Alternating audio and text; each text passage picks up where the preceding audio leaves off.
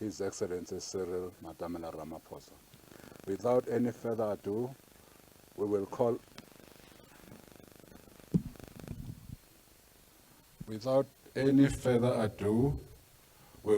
upon the Minister of Tourism, who is also the chair of our government economic cluster, to read a statement of the cluster on the implementation of the measures that were announced by the President in the economic relief side. Thank you very much. Minister Kubai Nkubane. Thank you very much.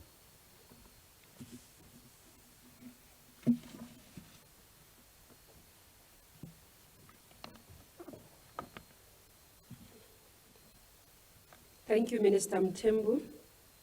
Good afternoon to the listeners, to the viewers, to my fellow colleagues and co-chairperson of the economic cluster who has joined us as well, Minister Mandasha, with other ministers who are here.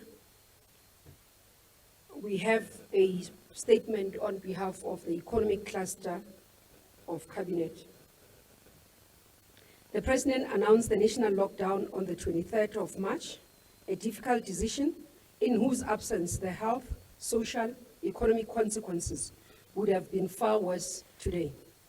The declaration enabled our nation to have an integrated and coordinated response to deal with the spread of coronavirus and set into motion our disaster management mechanism, focusing on preventing and reducing the outbreak of the virus. Government has accordingly decided that beyond Thursday, 30th April, we should begin a gradual and phased recovery of economic activity, which will be implemented through a deliberate and cautious approach to the easing of current lockdown restrictions associated with current level 5 classification as explained by the President on 23rd April 2020. In undertaking the risk-adjusted approach, we have sequenced and phased in key sectors and priority areas with a view to deepening the fight against COVID-19 whilst rebuilding the economy. The phased-in approach will affect key economic sectors and drivers, as well as promote human development and well-being. It had been expected that, in some cases, a sector would not be able to return to full production during level 4, or even at lower levels while the risk of infections remain. If government does not coordinate the response, if government does not coordinate the response, there is a risk of more job losses and the contracting of the economy to unprecedented levels. And it is in that context that the current funding or disaster response through reallocation, reprioritization, and emergency funds must also be seen. This plan spans over 6 to 8 months because we believe that the curve peak will probably arrive in September 2020.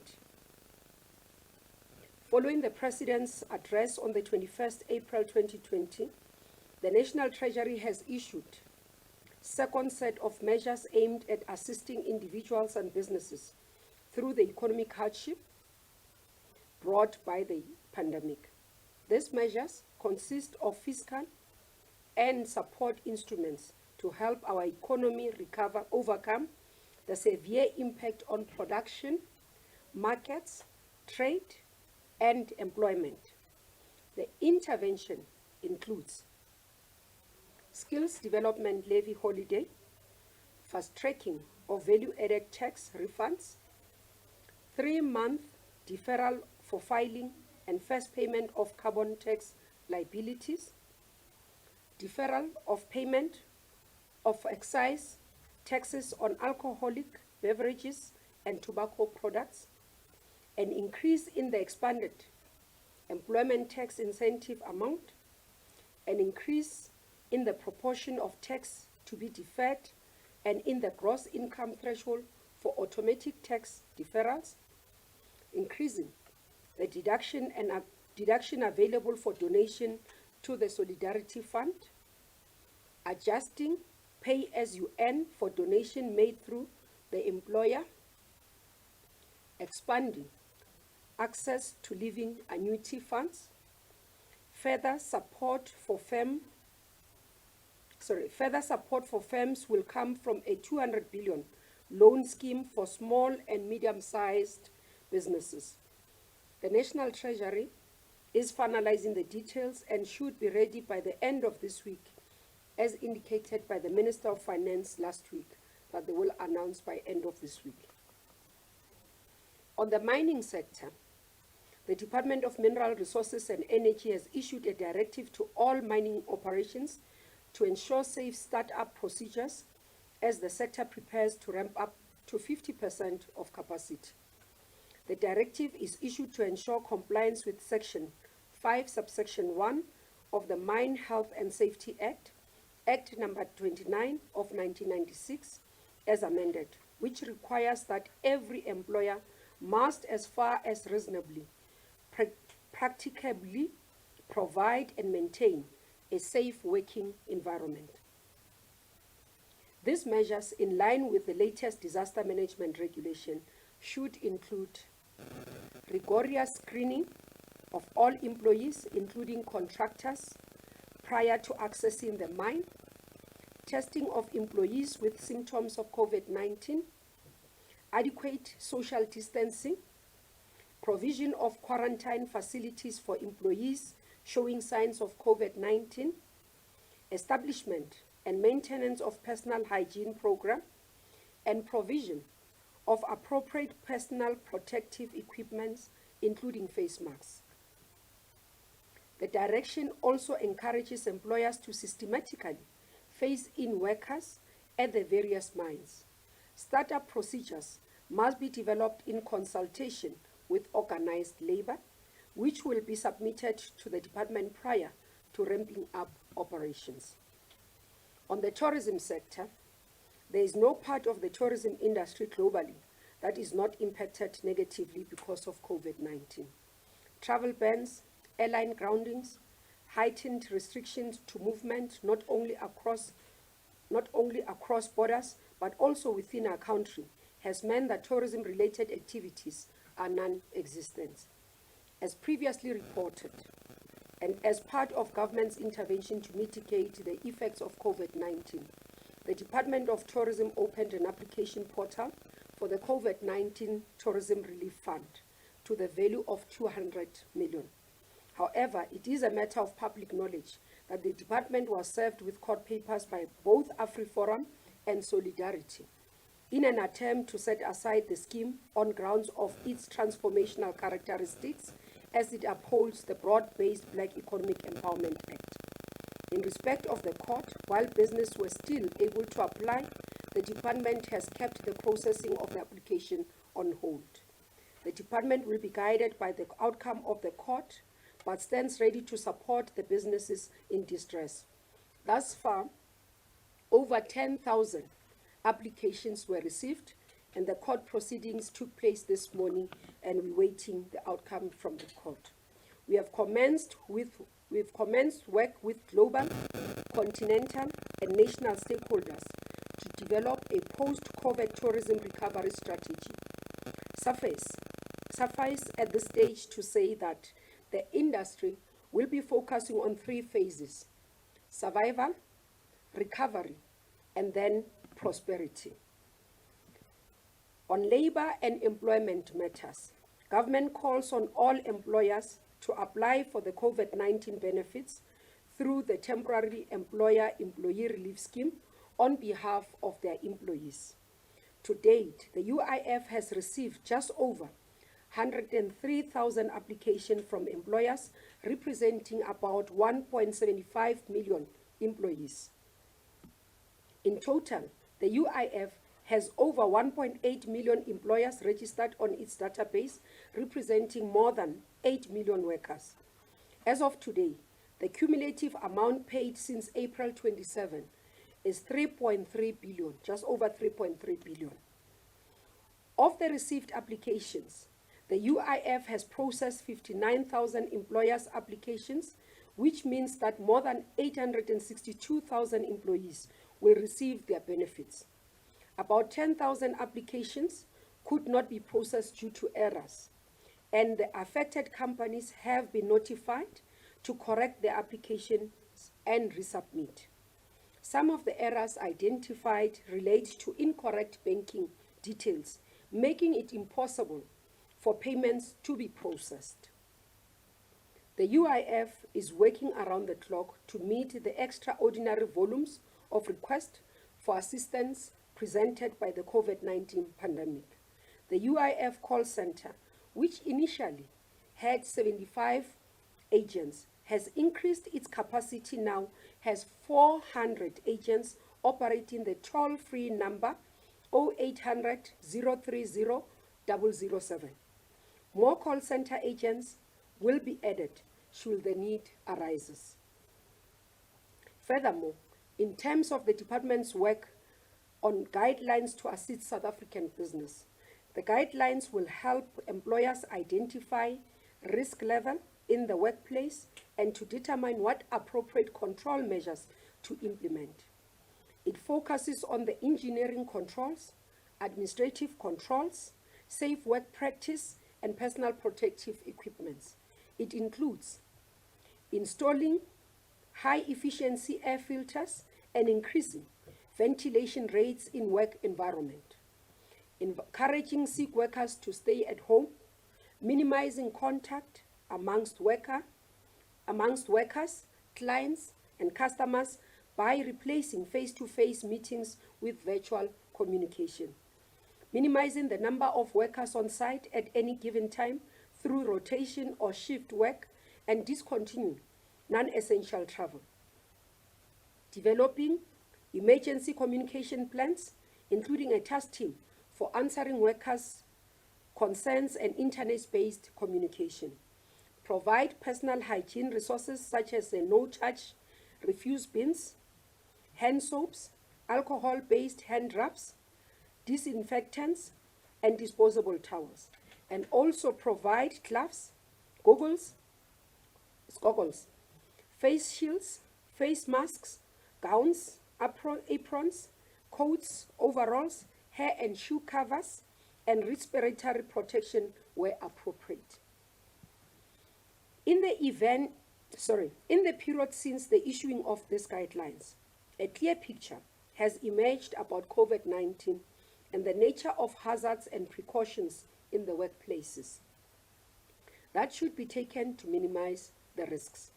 To this end, the department, working with social partners at NEDLAC, has developed occupational health and safety directions, the purpose of which is to stipulate measures that must be taken by employers in order to protect the health and safety of workers and the members of the public who enter the workplaces or are likely to be exposed to the activities. Under small business development, since COVID-19 relief measures were announced, 530 million rand was set aside to support SMMEs, and the Department of Small Business Development announced the SMME relief scheme to support payroll, rental, and utilities over 3 months. To date, the scheme has approved over 235 million rands, protecting over 11,000 jobs. The Spaza Shop Support Scheme, which was launched about a week ago, has already received over 104 applications, with 88 of them already approved. Having received inputs on the risk-adjusted approach, government will consider them finalizing the directions for various sectors, and this will be followed up by media briefing once the regulations have been approved and publicized, and the ministers will, per sector, within the economic sector, explain what is to be done and the directives thereof. Thank you very much, Chairperson. I hand over to you, Minister Mthembu.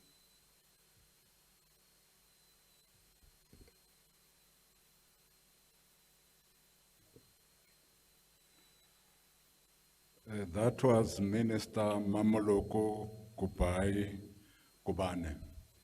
speaking and summarizing what the economic cluster, has done in implementing the economic relief measures that the president spoke to. Sibonga kakhulu, siyabonga sisi. Sibonge nasemakhaya. Sesawuthatha ke imibuzo ke ukuthi sithole ukuthi zithini intatheli ile kuphi la kufanele siqaqise khona. We will now take questions so that we get from those that were listening, particularly our journalists, what areas of clarity they would like to be given by ministers who are here. Now, do we have online? None. We have, I know, there are always questions on WhatsApp. Yes, Minister, and we've counted them today. We have counted them. Yes. And you can count. Yes. Okay.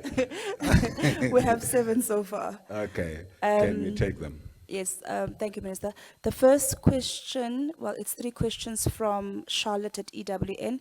The first one is directed to Minister Mthembu in his capacity as Acting Minister of Communications. And the question is cell phone tracking already being used? If so, on how many occasions? And how many contacts has this technology helped trace? The second question is to the Minister of Tourism. Given the contribution of tourism to the GDP, are there plans to expand the targeted relief package for that sector? Please indicate on whether and how much has been disbursed so far. Then there's a question to the Minister of Labour. There have been several complaints around the UIF process. For an example, some companies have applied for UIF on behalf of their employees. They've been paid out in a lump sum, but with no indication of how to apportion that sum. Are you aware of these issues, and what are you doing to address them? Then there is a question from Vickers Berger from Netwerk 24 to the Minister of Labour. Can you please clarify, will domestic workers be allowed to return to work on level 4, and under what regulations and circumstances will that be? Then there is a question from Tebogo Monyo from Radio Riverside Community Radio Station, also to the Minister of Labour.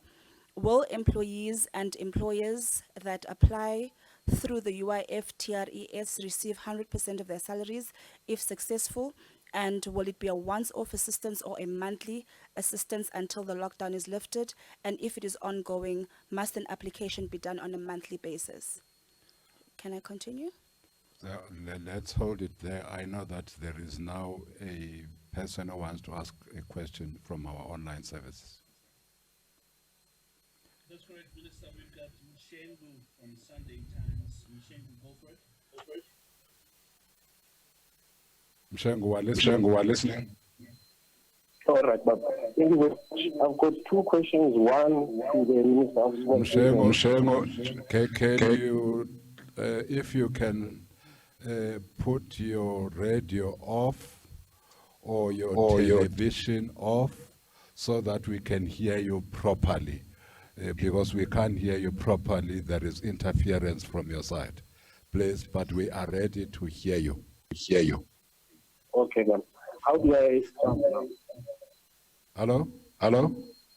Yes, I'm asking what do I sound okay now because my TV is off. I didn't even get that one. Okay. Let me proceed to the questions, Mr. Mthembu. First of all, a question to Minister of Small Business around the shelves. I think Minister Mbana mentioned 104 applications and 84 applications. You know what we will propose, Mshengu, because there is serious interference on your side. Let's come back to you and check again, because this has happened before from your side, and you were able to deal with it, whatever it is that is interfering with our system. Let's answer the questions that have been asked for now. We will come back to you whilst you are checking around what could be interfering with our communication system. Maybe let's just start with the first question that was asked on the cell phone tracking. By the way, the minister that can answer, because that of all those that have come into contact with people who are infected is indeed the Minister of Health. We have so far not shared notes on how, to what extent have we used this system to assist in the tracing and tracking. The sooner we have shared notes with the Minister of Health, and he has given us the details thereof, we'll be able to come back and respond to this question. Colleagues? Minister Ngesi.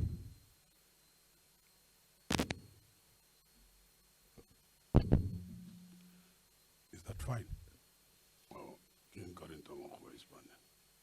yes, sir. Yeah, just two questions. I didn't catch the other question, but I think it's going to be repeated. There are several complaints from some employers where companies have been paid out some lump sums. They do not know how to allocate that. I must just indicate that we don't just pay money to a company. Those monies who are paying.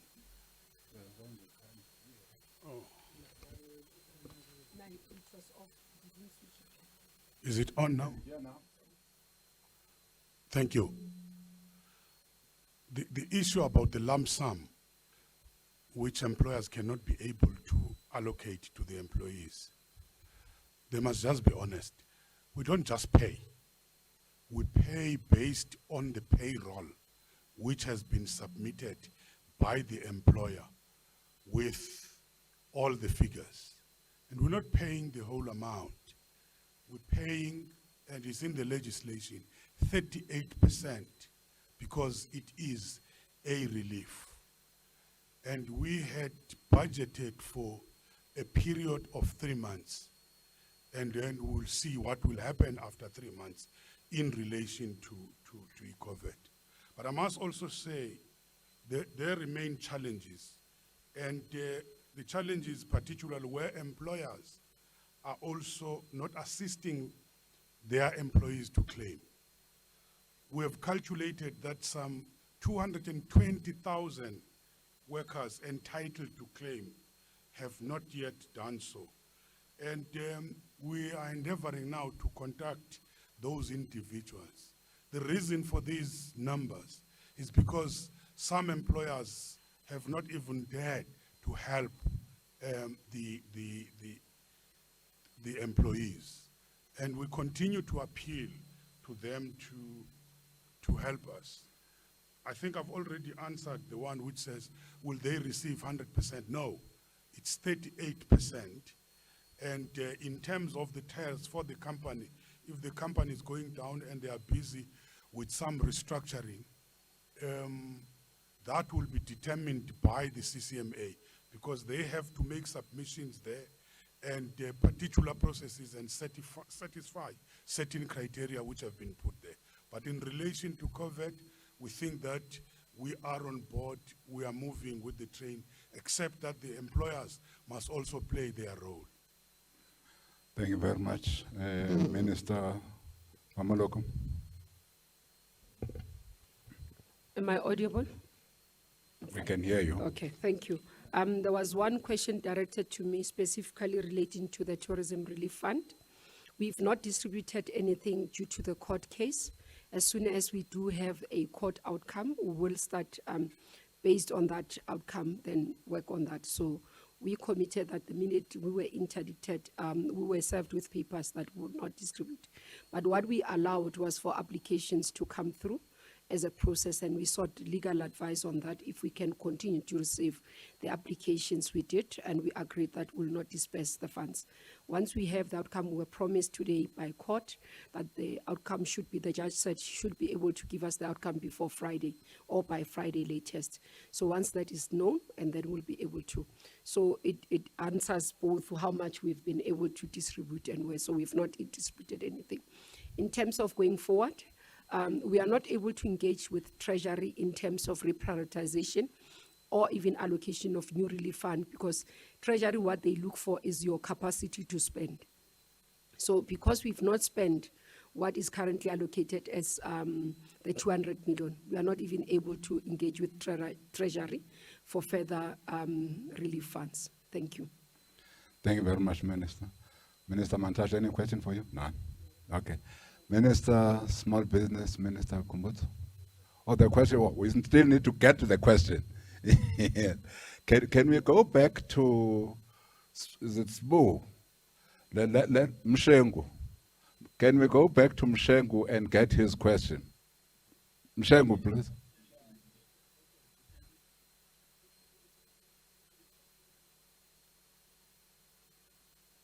Mshengu, are you there? Are you there? Yes, I'm here, Minister. You seem to be better now. All right, let me go ahead then. Thank you. My question is, Minister of Small Business, Minister Chavini.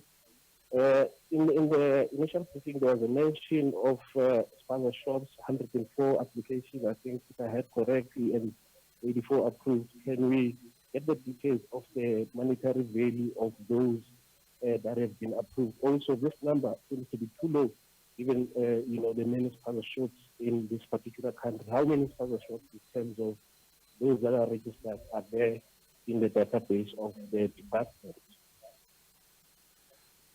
We have heard you very well. Next time, Mshengu, do us a favor. Just look around what will interfere with our communication with you and shut that off so that we can hear you as clearly as we have done now. Minister. Minister Chabeni.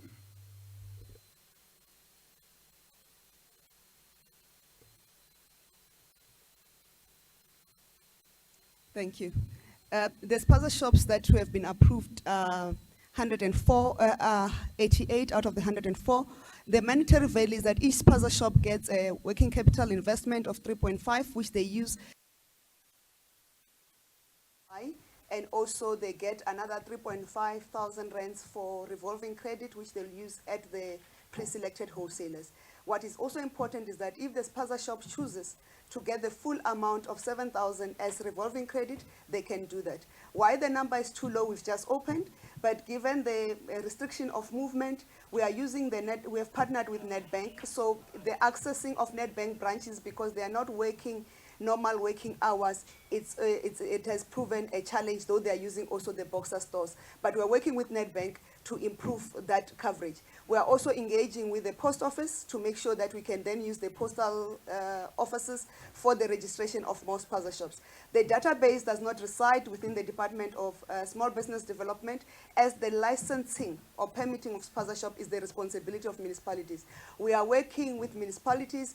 They've got a database of over 130,000 approved sponsor shops to trade within the country. So we are working with municipalities to make sure that the sponsor shops can access the scheme. The LED offices of municipalities will kick in within this week or next week to directly call the sponsor shops within their database to apply the for the scheme, and also to support them to complete the application forms. And this is in line with our partnership with SALGA, and we must say we are grateful, and we must extend our appreciation to Nedbank and in terms of the partnership, but also that they've availed the Boxer, their funding desk at Boxer stores across the country to enable our reach. Thank you.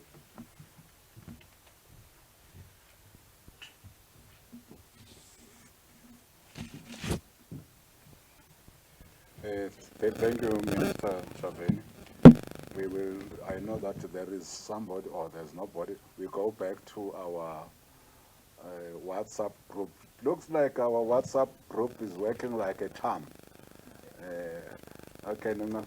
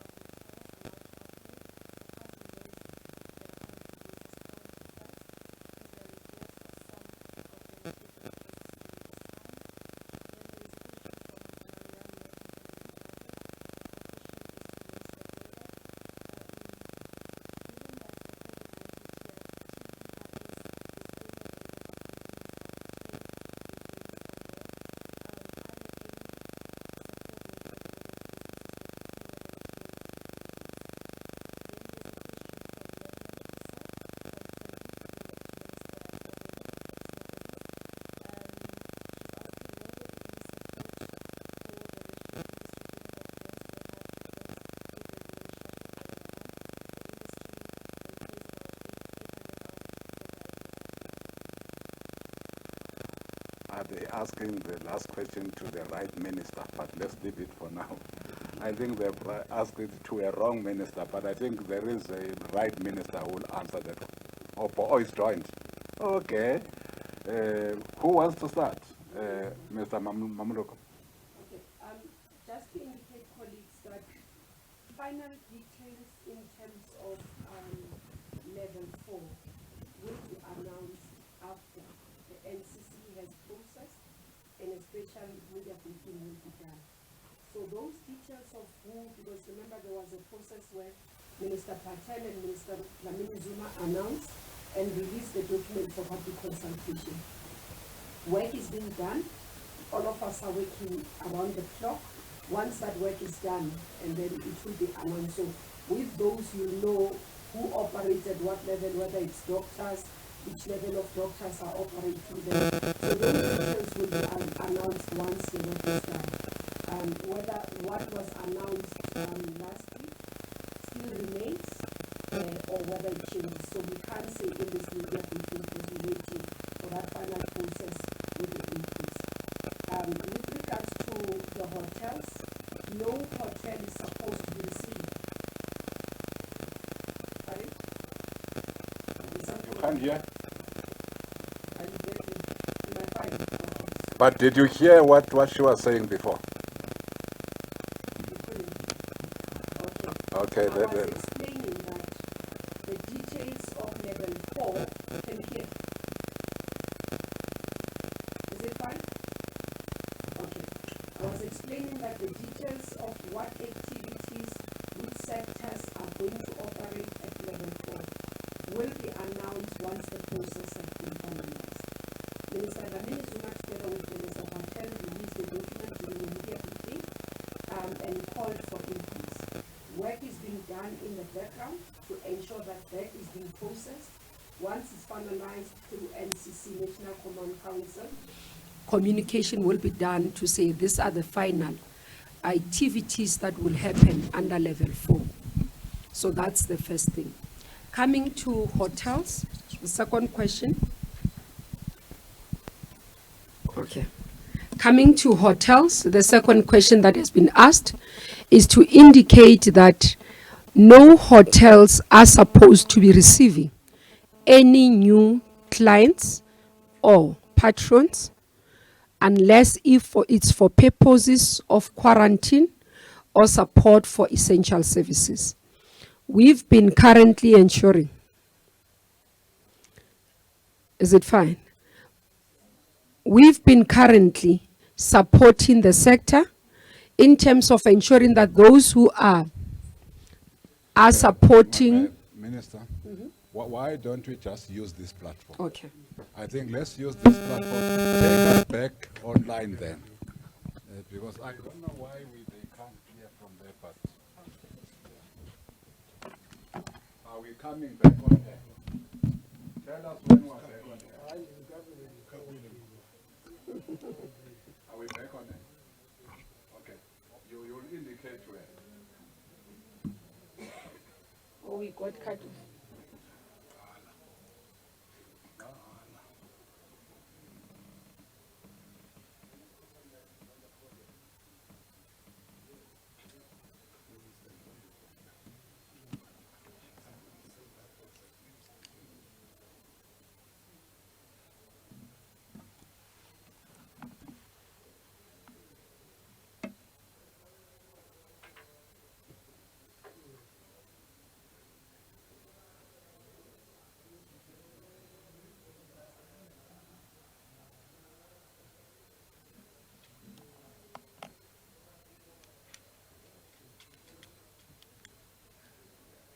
Waiting for a signal.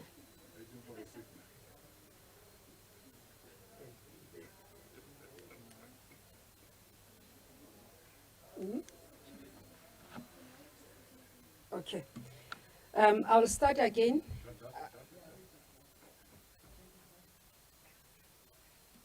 Okay.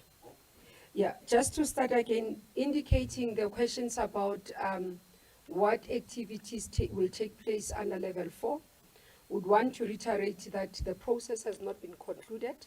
Once the process has been concluded, a communication will be done. You'd note that last week when Minister Dlamini Zuma and Minister Patel issued the level 4 guidelines to say these are proposed activities, a process of public consultation was opened. Currently, the work is being done in the background. Once the NCC finalizes which activities will happen, including whether there are doctors that are going to operate, because the question was related to whether we'll have doctors other than those in the emergencies operating. Those will be processed and communication will be done. Coming to the issue of hotels, I want to indicate that no hotel is supposed to be operational during now, because the only activities that happens with hotels now, or any facility such as accommodation, B&Bs and all that, they are only open for the purposes of quarantine or support for essential services. We work together with the sector to ensure that those who are to operate in support of essential services or quarantine do get a letter of permission that when the police visits their premises, they are able to issue. So I want to reiterate and I want to appeal to members of our sector, please don't find yourself in violation with our regulation or our laws. So that is very important. So no one should be receiving guests that are not approved as part of essential services. I think those are the things that I wanted to respond to. Thank you. Oh, sorry, the last one that was asked to Minister Nchabeni, which affects the restaurants and also the issues. The restaurants are supported through the Tourism Relief Fund. If you look at the requirement, it does cover restaurants. But also, those who are part of the SMM issue, we'll talk about the Shisha Nyamas in the townships. They fall under that SMME relief as well. So there is an overlap in terms of that, but we do have a very way of categorizing.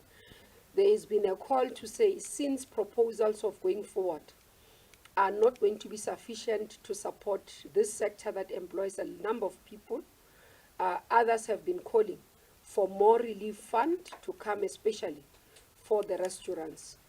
We have listened to that. We will process it in government and also engage with National Treasury. If we do have positive news, we'll come back and address the nation. Thank you.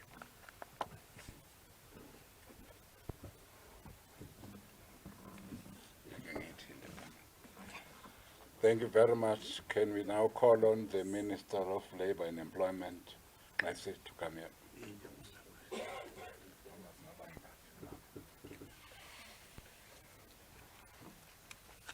I think the first question, Minister Kupayangubane has answered it. Just on the question of any support measures for companies less than 10,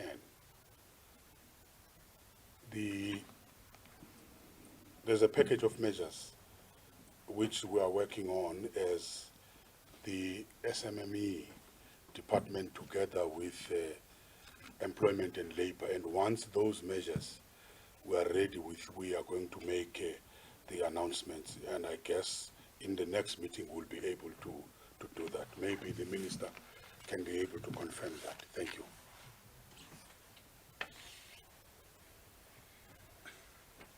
Minister Nchabeni, come and speak on both restaurants that belong to your sector and also the question that the minister said that you are working together on.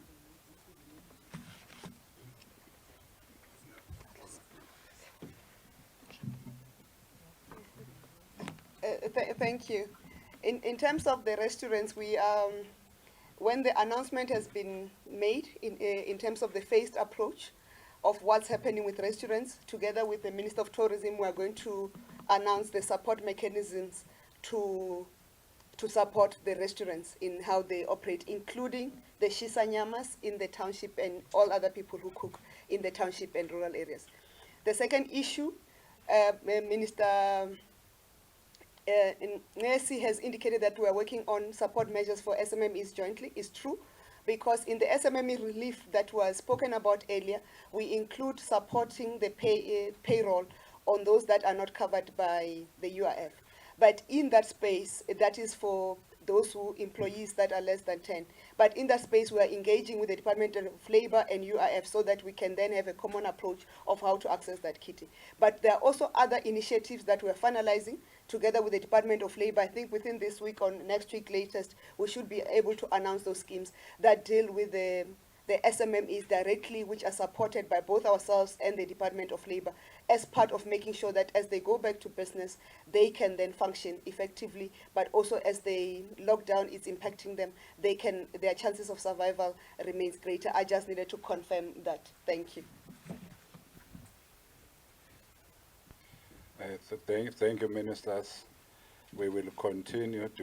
We do have a question online. The question is coming from Asiri Ndlovu from Capital Live. Go for it, Asiri. Thank you so much, Karabo. Minister, my name is Asiri Ndlovu from Capital Live, as Karabo said. I have a question. I have two questions, in fact. The first question goes to the Acting Minister of Communications, Mr.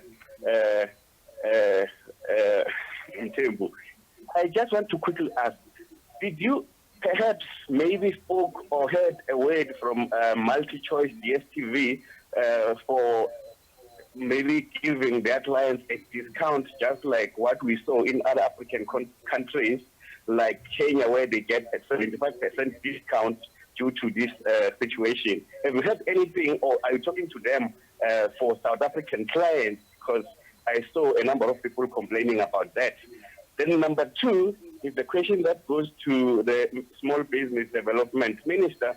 And if you can remember, I asked you this question before, DECO, that there are small businesses that are complying on certain things and they don't comply on certain things. They normally don't comply on the UIF part because we'll get it's a one-person business or two-people business, like your event companies. Sometimes they hire people temporarily and they don't really register for the UIF. Now, there's this situation, all events are cancelled, internet cafes are closed. These businesses tried to apply on your website and they were referred to 5 different websites that if they go to each website, most of them, they don't qualify. Like the CICs, these 2 specific kinds of businesses that I mentioned, they don't qualify on those categories that you have there.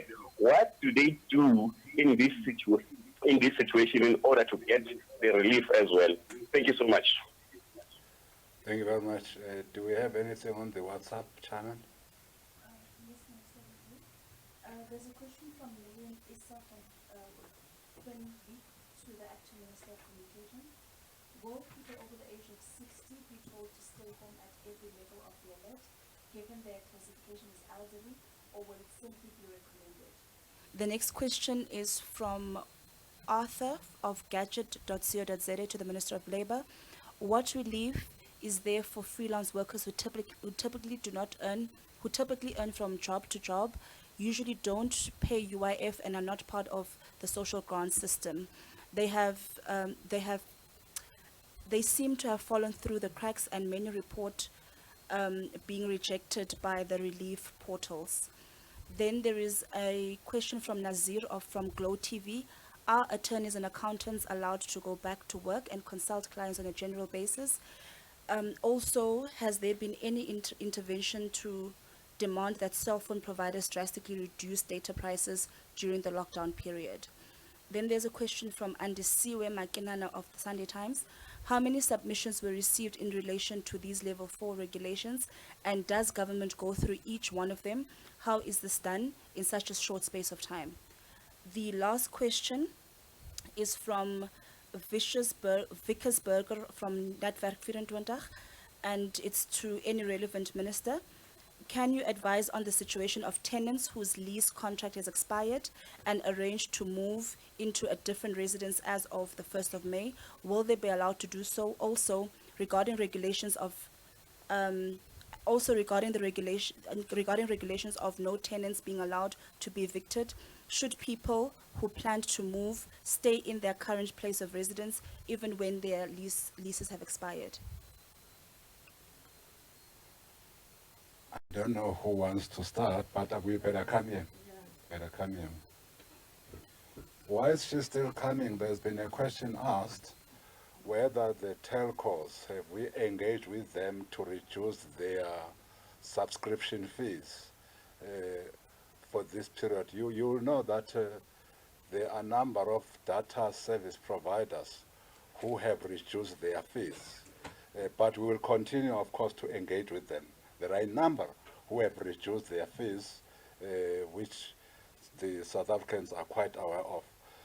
Somebody then referred to multi-choice, that under these circumstances, can the subscription fees be reduced?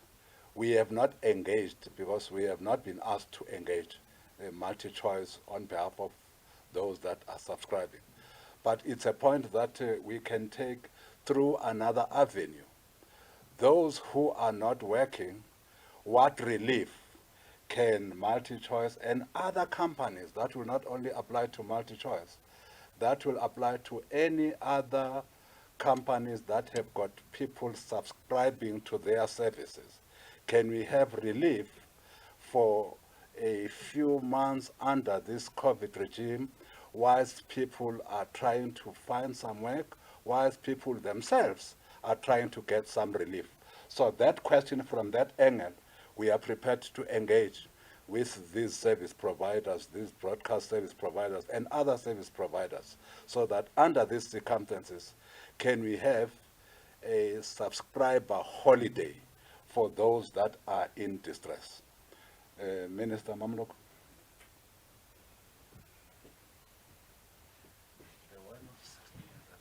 Okay. As I said earlier on, I think I need to repeat. The briefing relating to level 4 regulations will be done later because the work is not yet done under Minister Dlamini Zuma. So if you noted when the press briefing was done, is that deadline for submission was Monday, 12 o'clock. After that, processing of those applications was being done. So that's where we are. Once that has been done, presented to NCC, NCC processed it, then through Minister Mthembu, a media briefing will be arranged for an outcome of what is the final regulations, including the activities that to take place under level 4. Out of that, if you remember last time how we did that, then each minister will then outline step by step what is to happen within their sectors. We are not yet there. Today we're here as the economic cluster to give an update on what we had publicly committed as part of support for those in distress in terms of businesses and individual as workers. So we are there, and that's the update we are here for. Once we are done with the process from the NCC, Minister Mthembu will call that media briefing and a delegation will come and brief the nation on those. So I thought it's important, including the issue of people who are going to be encouraged to stay at home. Remember, there's been an issue around that those who are vulnerable in society are senior citizens and those who have, immobility. So that as well will be explained as we do level 4 briefing as members of cabinet. I thought that is covering so that at least it's clear that this issue will be coming to the nation. It's still in process. Thank you very much, Minister.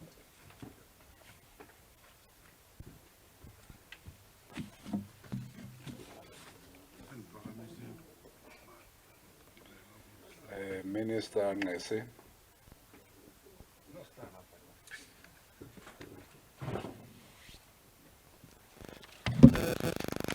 Thank you, Chairperson. When we're talking about the risk assessment, which must be undertaken by companies to adapt the provisions of the direction or directive we're giving to the specific requirements of the individual places. we are saying they must look also into the issues of occupational health and safety. And employers, they know the profiles. They know the profiles of their employees. Therefore, they must take into consideration all these issues of age and say how they are going to adapt their companies. For instance, one of the issues has been, how do you adapt that some of the workers during this particular period can be able to work from home? So we think that that will be considered. Secondly, on the issue of the freelance workers, unfortunately, with the current legislation, they fall outside. We can't do something illegal. Maybe what we are going to do is, after this, we will have to relook at it in terms of our legislative amendments and start a debate about that. On the small businesses not complying with the UIF, we need those companies to make arrangements with the UIF so that they can register and also acknowledge the debt that they will pay. Some have already started that. They acknowledge their debt, that later on, once they are up and running, they've been able to recover. They are going to pay their debt, so that we give the benefit to the workers, because we should not punish the workers because of sometimes irresponsible employers. That's what we are saying. And if they had been registered as companies, they could be eligible for the government benefit or government relief scheme, provided they've registered as companies. We sit with them, we interact with them, and we're able to help them. Njalo, Velas.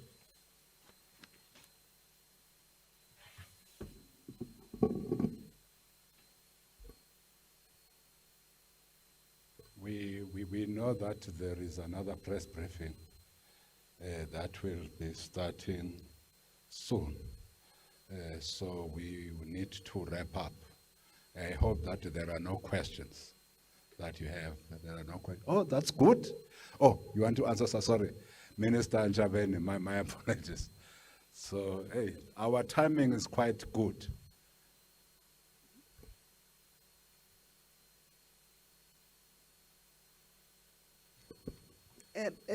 Thank you. It's just to add on what Minister Nesi has spoken about. We have agreed with the UIF and the Department of Labor that those SMMEs who had not registered for UIF, or those who had registered their employees for UIF but not honored their payments with UIF, we are going to pass them over to UIF for them to do the acknowledgement of debt, and also to be paid in terms of payroll assistance on our part and TERS on the part of UIF. And we have said on our part, given that the internet cafes are closed, we are requesting that SMMEs who do not have access to printers, photocopiers, and scanners in their homes, they must take photographs using their phones. We will use our network of CEDA in our regions, and also the LED units of municipalities, to make sure that we've got the necessary documentation when they've been considered for application, because it will be just to verify that the documentation is correct. And the other thing, maybe on the not freelancers per se, part of the schemes we are finalizing with the Department of Labor is how do we support what we call artisanal businesses and tradesmen, and that's the scheme that we're going to talk about later.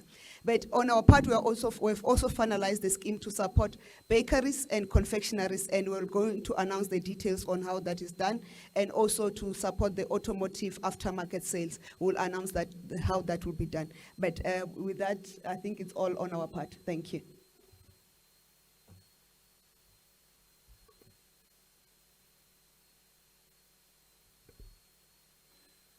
To our colleagues, thank you very much for this press briefing.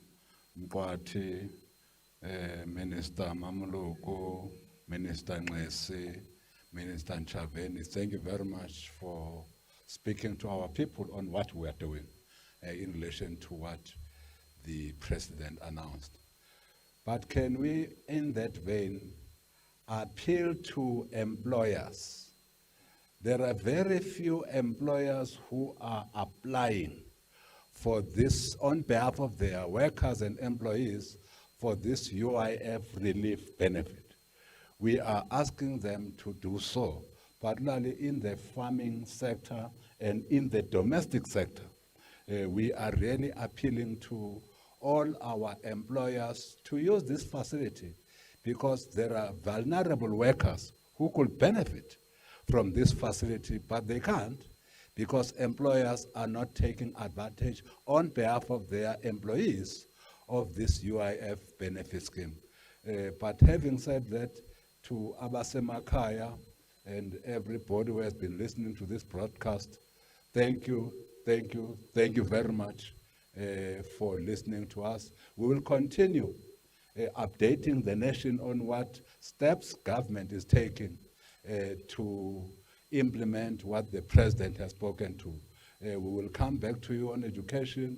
We will come back to you on the social cluster, on the issues of increased grants and other related payments of distress to our people. We will definitely come back to you on those issues. But for now, thank you, and thank you very much for listening to us. This meeting is now adjourned.